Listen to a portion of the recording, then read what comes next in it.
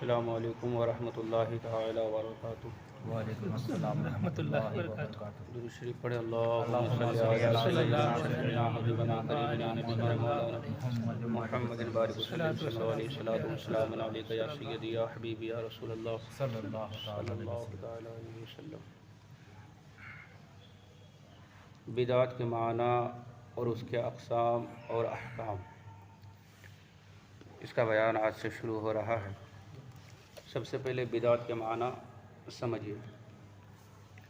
بدعت کا لغوی معنی ہے نئی چیز، یعنی کہ ڈکشنری میں اگر آپ دیکھیں بدعت تو اس کا معنی ہوگا نئی چیز۔ جو چیز بعد میں ہوئی اس کو بدعت کہا جاتا ہے۔ جیسے قرآن کریم میں اللہ فرماتا ہے قل ما کنت بدعا من الرسل، یعنی حبیب آپ فرما دو کہ میں نیا رسول نہیں ہوں۔ تو یہاں بدعت کا معنی کیا ہوا؟ نیا۔ اور اسی طرح اللہ فرماتا ہے بدیع السماوات والارض، یعنی آسمانوں اور زمینوں کا ایجاد کرنے والا ہے۔ تو ان دونوں آیتوں میں بدعت کا جو لفظ استعمال ہوا اس کا معنی ہوا ایجاد کرنا، یعنی کہ کسی چیز کو بنانا، پیدا کرنا وغیرہ۔ اور بدعت کا یہ لغوی معنی اور شرعی معنی کیا ہے؟ شریعت میں بدعت کسے کہتے ہیں؟ تو فرماتے ہیں کہ شرعی معنی ہے وہ اعتقاد یعنی عقیدہ یا اعمال جو کہ حضور علیہ الصلاۃ والسلام کے زمانہ حیات ظاہری میں نہ ہو، بعد میں وہ چیز ظاہر ہو، تو شریعت میں اس کو بدعت کہا جاتا ہے۔ جو چیز حضور کے زمانے میں موجود تھی اور اب بھی ہے تو اسے بدعت نہیں کہیں گے۔ جو چیز حضور کے زمانہ ظاہری میں، ظاہری حیات میں موجود نہیں تھی، بعد میں ہوئی، تو اس کو بدعت کہیں گے۔ تو نتیجہ کیا نکلا کہ بدعت شرعی دو طرح کی ہوئی، ایک بدعت اعتقادی اور دوسرا بدعت عملی، یعنی کہ عقیدے میں بھی بدعت ہو سکتا ہے اور عمل میں بھی بدعت ہو سکتا ہے نا۔ بدعت اعتقادی ان برے عقیدے کو کہتے ہیں جو کہ حضور علیہ الصلاۃ والسلام کے بعد اسلام میں پیدا ہوئے۔ پہلے اسلام میں وہ عقیدہ نہیں تھا، بعد میں کسی نے ان عقیدے کو گڑھ لیا تو اس کو بدعت اعتقادی بولا جاتا ہے۔ اچھا، عیسائی ہے، یہودی ہے، مجوسی ہے، مشرکین، ان کے جو عقیدے ہیں یہ بدعت اعتقادی نہیں ہے۔ کیوں؟ اس لیے کہ عیسائی حضور کے زمانے میں بھی تھے، یہودی یہ بھی حضور کے زمانے میں تھے، مجوسی ان کو بولا جاتا جو آگ کی پوجا کرتے ہیں، آگ کو اپنا رب اپنا خالق مانتے ہیں، یہ بھی حضور کے زمانے میں تھے۔ اور مشرکین یعنی کہ جو اللہ کے علاوہ دوسروں کی عبادت کرتے ہیں ان کو مشرک بولا جاتا ہے، یہ بھی حضور کے زمانے میں تھے۔ تو لہٰذا عیسائی، یہودی، مجوسی، مشرکین کو بدعتی نہیں کہیں گے، بدعت اعتقادی نہیں ہے۔ کیوں؟ اس لیے کہ ڈیفینیشن کیا ہے بدعت کی؟ جو حضور کے زمانہ ظاہری میں نہ ہو اسے بدعت کہیں گے، اور یہ سب حضور کے زمانے میں تھے، اس لیے یہ بدعت اعتقادی نہیں ہے، کیونکہ یہ حضور علیہ الصلاۃ والسلام کے زمانہ پاک میں موجود تھے۔ اور ان عقائد کو عیسائی وغیرہ بھی اسلامی عقائد نہیں کہتے، ان کا مذہب ہی الگ ہے، اسلام سے اس کا کوئی تعلق نہیں۔ اسلام میں جو چیز نہیں پیدا ہوگی حضور کے زمانے میں نہ ہو تو اس کو بدعت کہا جائے گا۔ اچھا، اب اس کے برخلاف جبریہ، قدریہ، چکڑالوی، غیر مقلد، دیوبندی، وہابی، اہل حدیث، یہ سب جتنے بھی نئے فرقے ہیں ان کے جو عقیدے ہیں ان کو بدعت اعتقادی کہا جائے گا، اس لیے کہ یہ وہابی، دیوبندی وغیرہ، چکڑالوی، مرجیہ، جبریہ، قدریہ، یہ سب حضور کے زمانے میں نہیں تھے، کیونکہ یہ سب بعد کو بنے اور یہ لوگ ان کو اسلامی عقائد سمجھتے ہیں، ہے نا۔ جو ان کا عقیدہ گڑھا ہوا ہے اس کو اسلامی عقیدہ سمجھتے ہیں۔ مثلا دیوبندی کہتے ہیں کہ خدا جھوٹ پر قادر ہے، معاذ اللہ، یہ ان کا عقیدہ ہے، حالانکہ حضور کے زمانے میں کسی کا یہ عقیدہ نہیں تھا۔ تو اب یہ کیا ہوا؟ بدعت اعتقادی ہوا۔ اور حضور علیہ الصلاۃ والسلام غیب سے جاہل ہیں، ان کا عقیدہ ہے دیوبندی کا، یہ بھی عقیدے میں بدعت ہے۔ یا یہ کہ حضور علیہ الصلاۃ والسلام کا خیال نماز میں بیل گدھے کے خیال سے بدتر ہے، یہ ناپاک عقیدے جو ہیں یہ 12ویں صدی میں پیدا ہوئے ہیں، ابھی 200 سال پہلے، 12ویں صدی سے پہلے یہ ایسے عقیدے کسی کے نہیں تھے۔ اچھا، یہ عقیدے بھی ہیں، ساتھ ہی ساتھ وہ کیا کہتے ہیں کہ ہم مسلمان ہیں، تو اس لیے یہ بدعت بدعت اعتقادی ہے، یعنی عقیدے ہی میں یہ نئی چیز انہوں نے پیدا کر لی ہے۔ یہ تھا عقیدے میں۔ اب ایک یہ ہوتا ہے کہ عمل میں بدعت ہو، تو بدعت عملی ہر وہ کام ہے جو حضور علیہ الصلاۃ والسلام کے زمانہ پاک کے بعد ایجاد ہوا، چاہے وہ دنیاوی ہو یا دینی، چاہے صحابہ کرام کے زمانے میں ہو یا صحابہ کرام کے زمانے کے بعد، اس کو بدعت عملی کہا جائے گا۔ جیسے مرقات شریف اس میں ہے کہ وفی الشرع احداث ما لم یکن فی عہد رسول اللہ علیہ السلام، یعنی بدعت شریعت میں اس کام کا پیدا کرنا، اس کام کا ایجاد کرنا ہے جو حضور علیہ السلام کے زمانے میں نہ ہو۔ تو جو حضور کے زمانے میں نہیں تھا اور بعد میں ہوا، اب چاہے وہ صحابہ کے زمانے میں ہو یا صحابہ کے زمانے کے بعد میں ہو، اس کو بھی بدعت کہا جائے گا۔ جیسے زمانہ صحابہ کا لحاظ جو بھی کام ہو، دینی ہو یا دنیاوی، حضور علیہ السلام کے بعد جب بھی ہو، چاہے زمانہ صحابہ ہو یا اس کے بعد، وہ بدعت ہے۔ عرف عام میں جو صحابہ کرام کے زمانے میں جو چیز ظاہر ہوئی عمل کرنے کے اعتبار سے، تو اس کو صحابہ کرام کی سنت کہا جاتا ہے، سنت صحابہ کہتے ہیں، اس کو بدعت نہیں بولتے ہیں عام بول چالی میں، لیکن اگر اس کا میننگ دیکھیں گے تو وہ بھی بدعت ہی ہے، کیونکہ حضور کے زمانے کے بعد ہے وہ، لیکن اس کو بدعت نہیں کہتے ہیں، ادب کے لحاظ سے سنت صحابہ کہتے ہیں۔ خود فاروق اعظم رضی اللہ تعالی عنہ نے تراویح کی باقاعدہ جماعت مقرر فرما کر فرمایا نعم البدعۃ ھذہ۔ دیکھیے بدعت کا لفظ خود حضرت عمر فاروق نے اپنی زبان مبارک سے نکالا، اور کیا کہا؟ یہ تو بہت ہی اچھی بدعت ہے۔ حضور کے زمانہ ظاہری میں تراویح اس طریقے پر نہیں پڑھی جاتی تھی جس طریقے پر آج ہم پڑھ رہے ہیں، یہ حضرت فاروق اعظم کے زمانے سے چلا آ رہا ہے۔ حضرت فاروق اعظم کے کہنے سے، ان کے حکم سے ایسا ہوا۔ تو جب حضرت فاروق اعظم نے دیکھا کہ لوگ ایک ہی امام کے پیچھے تراویح کی نماز پڑھ رہے ہیں، تو دیکھ کر خوش ہوئے اور فرمایا نعم البدعۃ ھذہ، یہ کتنی اچھی بدعت ہے۔ تو اگر بدعت، لفظ بدعت یہ برا ہوتا اور جو حضور کے زمانے میں نہ ہو، صحابہ نے کیا، اگر یہ برا ہوتا تو حضرت فاروق اعظم رضی اللہ تعالی عنہ نے جب یہ نیا کام اسلام میں شروع کیا تو دوسرے بڑے صحابہ کرام بھی تھے اس وقت، وہ لوگ منع کر سکتے تھے، لیکن کسی نے منع نہیں کیا۔ وہ کیوں؟ وہ اس لیے کہ بدعت جو ہے، ہر بدعت وہ خراب نہیں ہے، ہر بدعت ناجائز و حرام نہیں ہے، بلکہ کچھ بدعت تو ایسی ہے کہ جو واجب ہے، کچھ بدعت ایسی ہے جو مستحب ہے، وہ اس کا ذکر بھی آگے آئے گا۔ تو یہ حضرت فاروق اعظم رضی اللہ تعالی عنہ کے زمانے سے چلا آ رہا ہے، اور آج بھی یہ لوگ بھی اسی طرح تراویح کی نماز پڑھ رہے ہیں۔ تو جو کہتے ہیں کہ جو حضور کے زمانے میں نہیں تھا وہ کیوں کرتے، میلاد حضور نے نہیں کیا، تو یہ فاتحہ وغیرہ حضور کے زمانے میں نہیں تھا، اور نہ جانے مزارات پہ جانے کا نہیں تھا، اس طرح کی باتیں کرتے ہیں، حالانکہ یہ سب چیزیں حدیثوں سے ثابت ہے۔ لیکن ایک منٹ کے لیے ہم مان لیں کہ اچھا حضور نے نہیں کیا، تو حضور کے زمانے میں تو تراویح بھی اس طرح سے نہیں ہوتی تھی، آج تراویح یہ بھی پڑھ رہا ہے، جبکہ اس طرح تراویح پڑھنا یہ بدعت ہے، لیکن یہ بری بدعت نہیں ہے، یہ اچھی بدعت ہے۔ تو بدعت عملی دو قسم ہے، ایک بدعت حسنہ، حسنہ کا مطلب ہوتا ہے اچھی بدعت، اور بدعت سیئہ، بدعت سیئہ کا مطلب ہوتا ہے بری بدعت۔ بدعت حسنہ کا ڈیفینیشن دیکھیے، تعریف اس کی کیا ہے، تو فرماتے بدعت حسنہ وہ نیا کام جو کہ کسی سنت کے خلاف نہ ہو۔ سنت کے خلاف اگر کچھ ہو رہا ہے تو اس کو بدعت سیئہ یعنی بری بدعت کہتے ہیں، لیکن اگر سنت کے خلاف نہ ہو تو اسے بدعت حسنہ کہا جائے گا، اچھی بدعت۔ جیسے محفل میلاد اور دینی مدارس، یہ اس طرح سے مدرسے بھی نہیں تھے پہلے زمانے میں، حضور کے زمانے میں، اور نئے نئے عمدہ کھانا، آج تو ایک سے ایک کھانا پکتا ہے، ہر گھر میں پکتا ہے، حضور کے زمانے میں ایسا کھانا بھی نہیں پکتا تھا، یہ بھی بدعت ہے، لیکن یہ کسی سنت کے خلاف نہیں ہے، تو یہ بدعت حسنہ ہے۔ سنت کے خلاف ہو تو بری بدعت ہوگی۔ اسی طرح پریس میں قرآن پاک کا چھپنا اور دینی کتاب چھپوانا، یہ سب بدعت حسنہ ہے۔ اور بدعت سیئہ اسے کہتے ہیں جو کسی سنت کے خلاف ہو یا سنت کو مٹانے والی ہو، ہے نا۔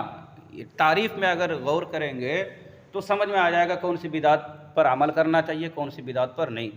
جو اچھی بدعت ہے تو وہ اس بدعت کو کہا جاتا ہے جو کسی سنت کے خلاف نہ ہو، جو بری بدعت ہے تو وہ اس بدعت کو کہا جاتا ہے جو سنت کے خلاف ہو یا سنت کو مٹانے والی بدعت ہو۔ جیسے عربی زبان کے علاوہ دوسری زبان میں جمعہ یا عیدین کا خطبہ پڑھنا، جمعہ کا خطبہ عربی زبان میں پڑھنا چاہیے، لیکن اگر عربی زبان چھوڑ کے کوئی اردو میں یا اپنی زبان میں خطبہ پڑھنا چاہے تو یہ ایک بدعت ہوئی۔ حضور کے زمانے میں عربی میں پڑھتے تھے، یہ بعد میں ہوا، اور یہ سنت کے خلاف ہے۔ سنت کیا ہے؟ عربی میں خطبہ پڑھنا۔ اسی طرح عید الفطر اور عید الاضحیٰ میں جو خطبہ پڑھتے ہیں، اسے بھی اگر کوئی غیر عربی میں پڑھتا ہے، اب چاہے وہ کسی بھی زبان میں، تو یہ بھی بدعت سیئہ ہوگی، کیونکہ یہ سنت کو مٹانے والی بدعت ہے۔ اسی طرح لاؤڈ اسپیکر پر نماز پڑھنا، کہ اس میں سنت خطبہ یعنی عربی میں ہونا وہ پہلی والی بات، اور لاؤڈ اسپیکر پر نماز پڑھنا تبلیغ تکبیر کی سنت اڑ جاتی ہے۔ وہ جو مکبر جو بنایا جاتا ہے نا، مکبر بنانا یہ سنت ہے نا۔ نماز میں اگر بہت زیادہ بھیڑ ہو، بڑی مسجد ہے، امام کی آواز پیچھے تک نہیں جاتی ہے، تو سنت کیا ہے کہ کسی کو مکبر بنایا جائے، اور وہ مکبر کی آواز پہ پیچھے والے جو ہے اپنے رکوع سجدہ کریں گے مکبر کی آواز کو سن کر۔ لیکن اگر اس کی جگہ پر ہم نے لاؤڈ اسپیکر استعمال کر لیا یا مائک یوز کر لیا تو اب مکبر کی ضرورت نہیں رہی، کیونکہ لاؤڈ اسپیکر کی آواز تو بہت دور تک، جہاں تک چاہے وہاں تک پہنچا سکتے ہیں آپ۔ تو ایسے میں کیا ہے کہ لاؤڈ اسپیکر یہ بدعت ہے، حضور کے زمانے میں نہیں تھا، بعد میں آیا۔ اس کی وجہ سے ایک سنت جو ہے اٹھ رہی ہے، ایک سنت پر عمل نہیں ہو پا رہا، تو یہ کیا ہوگا؟ یہ بدعت سیئہ۔ کیونکہ بدعت کی تعریف کیا پڑی بدعت سیئہ کی؟ کہ جو کسی سنت کے خلاف ہو یا سنت کو مٹانے والی ہو۔ تو لاؤڈ اسپیکر مکبر کی سنت کو یہ اٹھانے والا ہے، اسی لیے یہ بھی بدعت سیئہ ہے، لاؤڈ اسپیکر پر نماز پڑھنا، ٹھیک ہے؟ ہاں، چونکہ اس میں مکبر کی ضرورت ہی نہیں پڑتی ہے، یعنی بذریعہ مکبرین کی آواز پہنچانا یہ ختم ہو جاتا ہے۔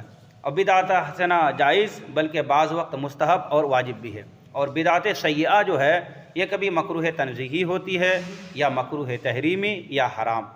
اب یہ کب مکروہ تحریمی، کب تنزیہی، کب حرام، اس کا بیان جو ہے آگے آئے گا۔ اچھا دیکھیں، مشکوٰۃ شریف باب العلم میں ہے، حضور فرماتے ہیں من سن فی الاسلام سنتا حسنتا فلہ اجرھا واجر من عمل بها من بعدہ من غیر ان ينقص من اجورہم شیئا ومن سن فی الاسلام سنتا سیئتا فعلیہ وزرھا ووزر من عمل بها من غیر ان ينقص من اوزارہم شیئا۔ یعنی جو شخص اسلام میں اچھا طریقہ جاری کرے اس کو اس کا ثواب ملے گا۔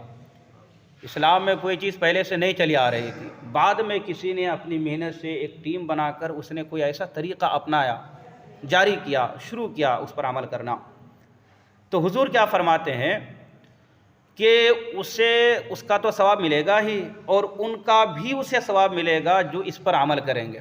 مثلا میں نے کوئی ایک نیا کام شروع کیا اسلام میں، اچھا کام، تو میں نے شروع کیا تو مجھے تو ثواب ملے گا ہی، لیکن میرے دیکھ کر رفیع بھائی نے شروع کیا تو ان کو بھی ملے گا اور پھر مجھے بھی ملے گا، اور حضور فرماتے ہیں ان کے ثواب میں کچھ کمی نہیں کی جائے گی۔ اسی طرح سے جو اسلام میں کوئی بری چیز کو ایجاد کرتا ہے تو جس نے ایجاد کیا، جس نے شروع کیا کوئی برا کام، اسے تو اس کا گناہ ملے گا ہی، اسے دیکھ کر جو بندہ وہ گناہ کا کام کرے گا تو اس کے کرنے کی وجہ سے اسے بھی گناہ ملے گا، اور اس کے گناہ میں کچھ کمی بھی نہیں کی جائے گی۔ یہ حضور فرماتے ہیں، مشکوٰۃ شریف کی حدیث ہے، ہاں نا۔ جو کوئی اسلام میں اچھا طریقہ جاری کرے اس کو اس کا ثواب ملے گا، اور ان کا بھی جو کہ اس پر عمل کریں گے، اور ان کے ثواب سے کچھ کم نہ ہوگا۔ اور جو شخص کے اسلام میں برا طریقہ جاری کرے اس پر اس کا گناہ بھی ہے، اور ان کا بھی جو اس پر عمل کریں گے، اور ان کے گناہ میں بھی کچھ کمی نہ ہوگی۔ معلوم ہوا کہ اسلام میں کوئی اچھا کام شروع کرنا یہ ثواب کا کام ہے، اور برے کام کا نکالنا یہ گناہ کا کام ہے نا۔ تو جو چیز بھی حضور کے زمانے میں نہیں تھی، بعد میں اس کو ایجاد کیا گیا تو دیکھا جائے گا کہ یہ اچھا ہے یا برا ہے، تو بدعت ہی، لیکن اگر اچھا ہے تو حضور فرماتے ہیں کہ اسے ثواب دیا جائے گا، اور اگر برا ہے تو وہ گناہ گار ہوگا۔ اب ہم اسی کی روشنی میں دیکھ لیں محفل میلاد منانا یہ کیا کوئی برا کام ہے؟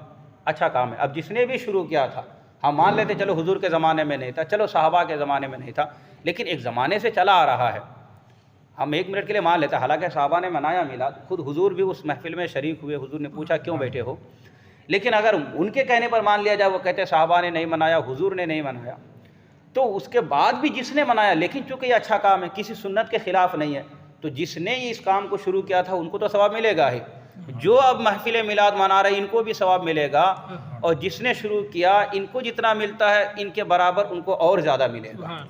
اسی طرح کوئی برا کام اگر کرتا ہے تو اس کا بھی یہی معاملہ ہے۔ بری بدعت وہ ہے جو سنت کے خلاف ہو، اس کی بھی دلیل ملاحظہ ہو۔ مشکوٰۃ شریف میں ہے کہ حضور فرماتے ہیں من احدث فی امرنا ھذا ما لیس منہ فہو رد، یعنی جو شخص ہمارے اس دین میں کوئی ایسی رائے نکالے جو کہ دین سے نہیں ہے تو وہ مردود ہے۔ دین سے نہیں ہے کا معنی یہ ہے کہ دین کے خلاف ہے، اگر کوئی کام دین کے خلاف نہیں ہے تو وہ پھر جو ہے مردود نہیں ہے، بلکہ وہ تو ثواب کا کام ہے۔ دین کے خلاف اگر کوئی کام ہوتا ہے، سنت کے خلاف اگر کوئی کام ہوتا ہے تو اس کو بدعت کہا جائے گا، اس کو بری بدعت کہا جائے گا، اس کو مردود کہا جائے گا۔ اب یہ لوگ کیا کہتے ہیں کہ جیسے مزارات پہ ہم جاتے ہیں تو کہتے ہیں کہ مزاروں پہ عورتیں بھی جاتی ہے، تو مزاروں پہ قوالی ہے، تو صاحب مزار کو سجدہ کیا جاتا ہے، یہ سب باتیں بتا کر ایک بھولے بھالے سنی مسلمان کو بہکایا جاتا ہے نا، یہ دلیلیں دی جاتی ہیں۔ تو ہم یہ کہتے ہیں، اور آپ بھی اس کو یاد رکھیں، کہ جو برائی ہے اس برائی کو ختم کرنا چاہیے، نہ یہ کہ جو کام ایک زمانے سے چلا آ رہا ہے اسی کام کو ختم کر دینا چاہیے، ایسا نہیں۔ اب دیکھیے شادی بیاہ کے موقع پر شادی کرنا یہ سنت ہے، نکاح کرنا، لیکن اب نکاح میں گانے باجے ہوتے ہیں، بہت سی جگہ ڈانس وغیرہ ہوتے ہیں، کتنا کھانا برباد ہوتا ہے، تو کیا کوئی کہے گا کہ اب نکاح ہی بند کر دو، نکاح ہی نہ کرو؟ نہیں نا، اس میں جو خلاف کام ہے، جو غلط کام ہے اس کو روکا جائے گا، شادی بیاہ کو بند نہیں کیا جائے گا۔ عقیقہ ہے، یہ بھی ایک سنت کام ہے، لیکن اس میں بھی بہت سے لوگ خرافاتیں کرتے ہیں، تو اب عقیقہ کو بند نہیں کر دیا جائے گا، بلکہ اس میں جو خرافاتیں ہیں اس کو بند کیا جائے گا۔ ہر فیلڈ میں ایسا ہوتا ہے کہ کچھ نہ کچھ برائی ہوتی ہے، تو اس برائی کو روکنے کی کوشش کی جائے گی، نہ یہ کہ اس اچھے کام کو ہی روک دیا جائے، ایسا نہیں کرنا چاہیے۔ اچھا، تو یہ تو معلوم ہوا کہ بدعت دو طرح کی ہوتی ہے، ایک بدعت حسنہ اور ایک بدعت سیئہ۔ اب یہ یاد رکھنا چاہیے کہ بدعت حسنہ تین طرح کی ہیں، ایک بدعت جائز، ایک بدعت مستحب اور ایک بدعت واجب۔ بدعت سیئہ بھی دو طرح کی ہوتی ہے، بدعت مکروہ اور بدعت حرام۔ تو ٹوٹل کتنی قسمیں ہوئی؟ 5 ہو گئی۔ جو اچھی بدعت ہے اس کی 3، جو بری بدعت ہے اس کی 2۔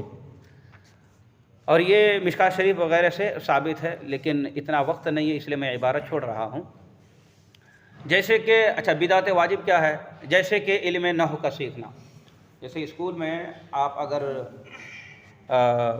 جب ایڈمیشن لیتے ہیں اور تھوڑا سوجھ بوجھ ہوتا ہے، بالخصوص جو لوگ انگلش وغیرہ کا سبجیکٹ لیتے ہیں، انگلش پڑھاتے ہیں، تو اس میں کچھ رولز ہوتے ہیں کہ ایسا ہوگا تو اس سے پہلے یہ لگے گا، ایز کہاں لگنا ہے، آر کہاں لگنا ہے، ایم کہاں لگنا ہے نا، تو اس کے رولز ہوتے ہیں۔ یہ رولز کیوں ہوتے ہیں، یہ گرامر کیوں ہوتے ہیں؟ تاکہ آگے پڑھنے میں یا بولنے میں آپ کو آسانی ہو۔ مثلا انگلش میں کہیں گے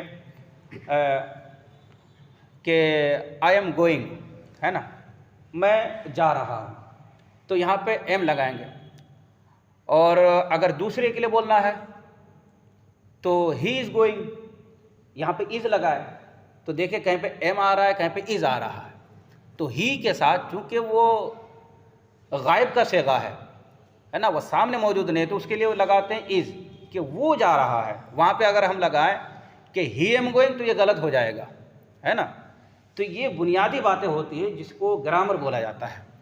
اسی طرح سے عربی میں چونکہ قرآن پاک اس میں اعراب نہیں تھا، اعراب مطلب زبر زیر پیش، 2 زبر 2 زیر 2 پیش، ایسا حضور کے زمانے میں نہیں تھا، یہ بہت بعد میں لگا ہے، اور حدیث کی کتابوں میں اب بھی نہیں ہے اعراب، زبر زیر نہیں لگا ہوا ہے۔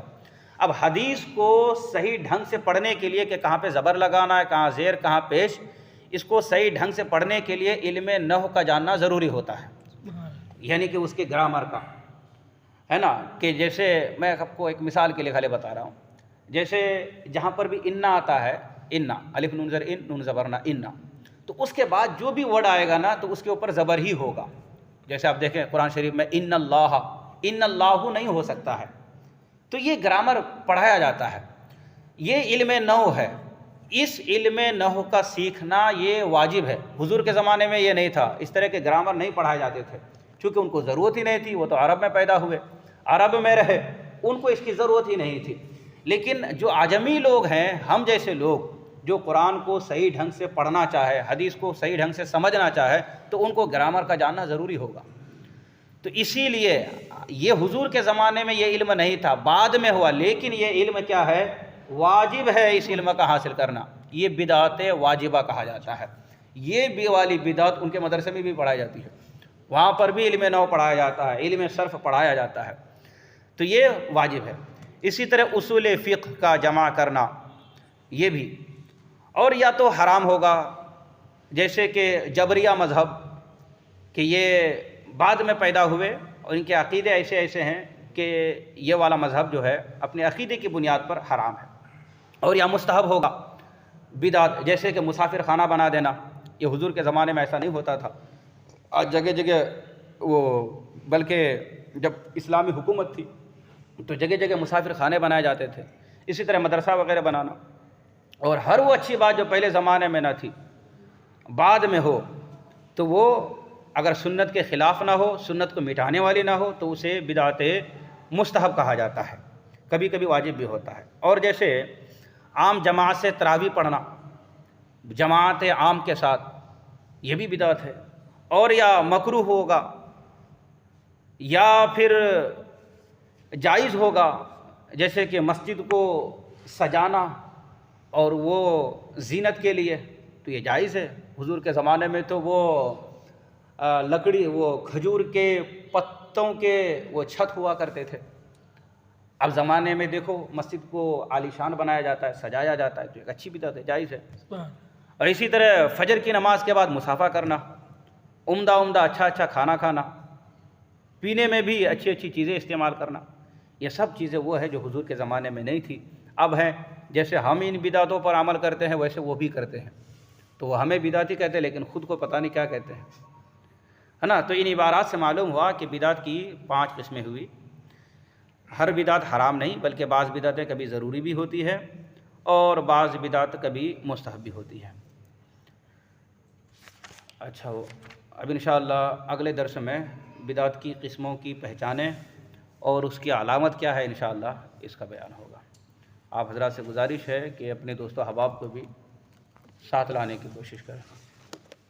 حضرت سیدنا امیر معاویہ رضی اللہ تعالیٰ عنہ، حضرت سیدنا امام جعفر صادق رضی اللہ تعالیٰ عنہ، اور بھی دیگر بہت سے اولیاء کرام، صحابہ کرام کا عرس کا مہینہ چل رہا ہے.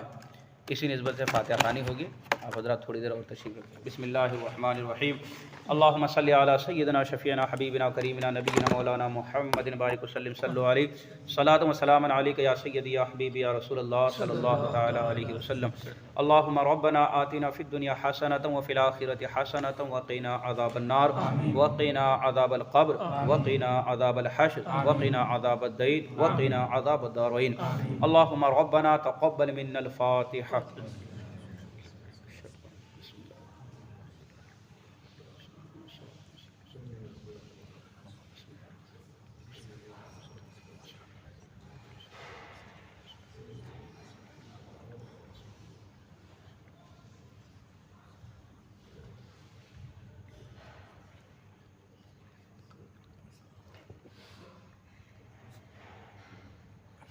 الہ العالمین، خالق کائنات، مالک بے نیاز، پاک پروردگار عالم، تیرے مقدس کلام میں سے جو بھی آیتیں صورت تلاوت ہوئی مولا تعالیٰ شیرین وغیرہ حاضر ہے، اور مولا تعالیٰ جو بھی وعد و نصیحتیں ہوئی، جو بھی بیان ہوئے، مولا تعالیٰ تمام نیک کاموں کو اپنی بارگاہ کرم میں قبولیت کا درجہ عطا فرما، اس پر بے حساب اجر و ثواب عطا فرما. سب کا سب سے پہلے حضور صلی اللہ علیہ وسلم کی مقدس بارگاہ میں پیش قبول فرما.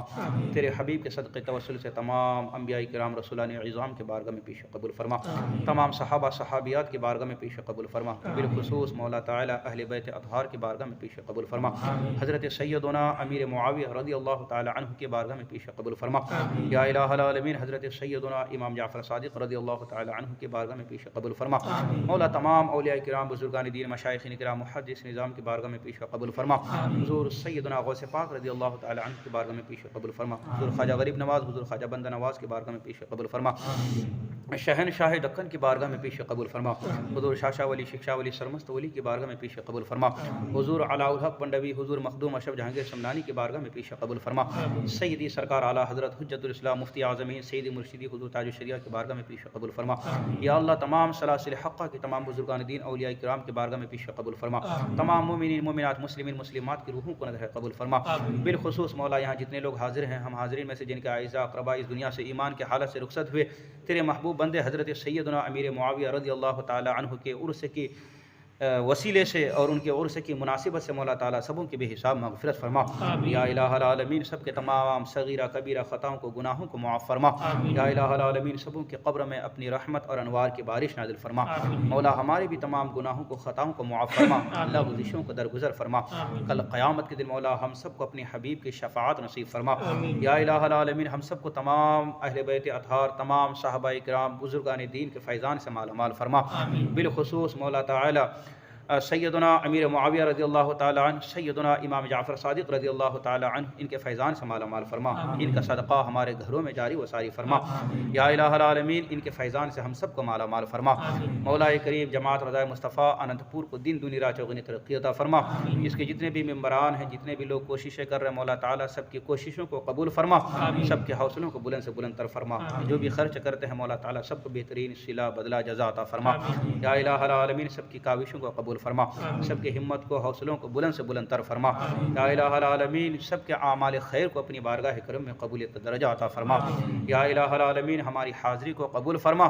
یا الہ العالمین اس بابرکت محفل کی برکت سے مولا تعالی سب تمام مسلمانوں کی رزق میں، بالخصوص حاضرین کی روزی روٹی میں، رزق حلال میں خوب خوب برکتیں نازل فرما۔ مولا کریم ہماری دعاؤں کو اپنے حبیب کے نالین کے صدقے اور توسل سے قبول فرما۔ مولا تعالی ہمیں جب تک اس دنیا میں رکھ مسلک حق، مسلک اعلیٰ حضرت پر قائم و دائم فرما۔ اسی مسلک مہذب پر مولا ہمیں موت نصیب فرما۔ اللہم ربنا تقبل منا انک انت السمیع العلیم وتب علینا انک انت التواب الرحیم۔ ان اللہ وملائکتہ یصلون علی النبی یا ایھا الذین آمنوا صلوا علیہ وسلموا تسلیما۔ اللہم صل علی سیدنا شفیعنا حبیبنا وکریمنا نبینا مولانا محمد وآلہ وسلم علیہ صلاۃ و سلاما علیک یا سیدی یا حبیبی یا رسول اللہ صلی اللہ تعالی علیہ وسلم۔ سبحان ربک رب العزۃ عما یصفون وسلام علی المرسلین والحمد للہ رب العالمین۔ حق لا الہ الا اللہ۔